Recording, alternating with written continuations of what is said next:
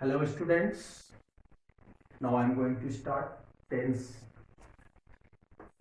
present continuous tense. In the last video I have already explained about present indefinite tense, or it is also called simple present tense.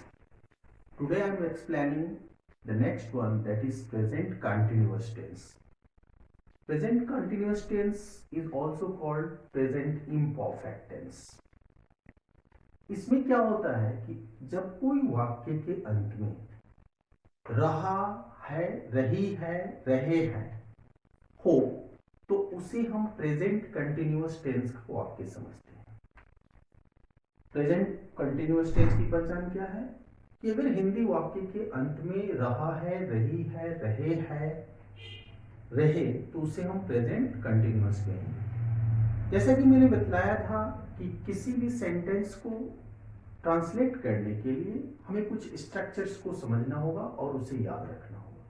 तो आओ हम समझते हैं structures क्या है। सबसे पहले जो अफर्मेटिव सेंटेंस होगा, प्रेजेंट कंटिन्यूअस टेंस का जो अफर्मेटिव सेंटेंस होगा, उसका स्ट्रक्चर होता है, सबसे पहले सब्जेक्ट होगा, फिर इज आर एम, यह हेल्पिंग वर्ब है, also called auxiliary verb. Subject के साथ is are am according to subject हम यूज करेंगे।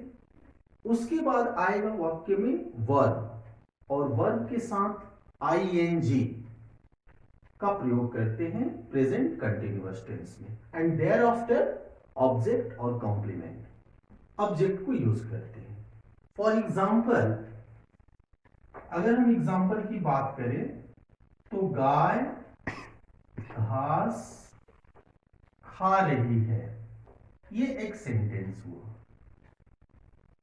इसको हम बनाएंगे the cow is eating grass. अब ये जो मैंने बोला इज आर एम, सब्जेक्ट के बाद इज आर एम, तो कहां इज लिखेंगे, कहां आर लिखेंगे, कहां एम लिखेंगे? हम आई और वी, आई के साथ एम का प्रयोग होता है, वी के साथ, यू के साथ, दे के साथ, या कोई भी प्लूरल के साथ हम आर का प्रयोग करते हैं। आई के साथ एम होगा, वी, दे, यू, या जो भी प्लूरल होगा सब्जेक्ट, उसके साथ आर का प्रयोग करेंगे। इज सिंगुलर के साथ, सब्जेक्ट जब सिंगुलर होगा तो हम उसके साथ इज का प्रयोग करेंगे। ठीक है।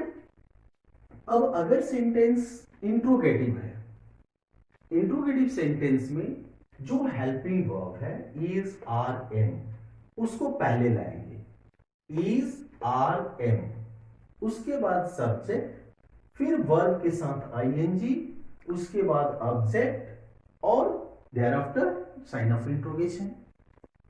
जैसे इसी सेंटेंस को मैं बोलूं कि गाय घास खा रही है, यह अफर्मेटिव हो गया। इंट्रोगेटिव करेंगे तो क्या गाय घास खा रही है, तो इसी सेंटेंस में हम इज को पहले कर देंगे, is the cow eating grass, question mark. जब सेंटेंस नेगेटिव हो तब स्ट्रक्चर होगा सब्जेक्ट इज आर एम, फिर नॉट, फिर वर्ब के साथ आईएनजी, फिर ऑब्जेक्ट। इसी सेंटेंस को हम लेते हैं, गाय घास खा रही है, अफर्मेटिव, नेगेटिव में होगा गाय घास नहीं खा रही है। तब क्या होगा, द काउ इज के बाद आ जाएगा नॉट ईटिंग ग्रास। जब हम इसको इंट्रोगेटिव नेगेटिव में बोलेंगे तब क्या होगा, इज आर एम पहले होगा, फिर सब्जेक्ट होगा, फिर नॉट होगा, फिर वर्ब आईएनजी होगा, फिर ऑब्जेक्ट होगा, और साइन ऑफ इंट्रोगेशन होगा। Is the cow not eating grass, sign of interrogation.